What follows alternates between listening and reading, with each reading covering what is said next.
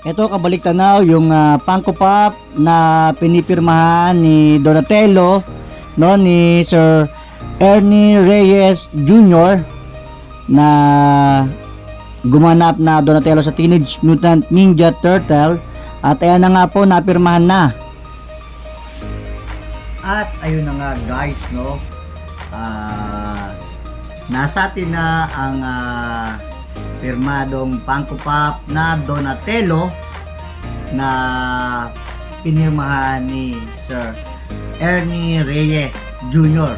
So nagpapasalamat ako kay kapatid na Kemuel Carino sa napakaraming bigay sa akin na Donatello, no, at isa to sa napakaganda at importanteng magiging item sa aking balik-tanaw collection. Siyempre, no, Donatello yan, Ninja Turtles yan, at pirmado pa ni Sir Ernie Reyes Jr., no. Ayan, so muli maraming salamat sa balik-tanaw. Maraming salamat Kemuel Carino.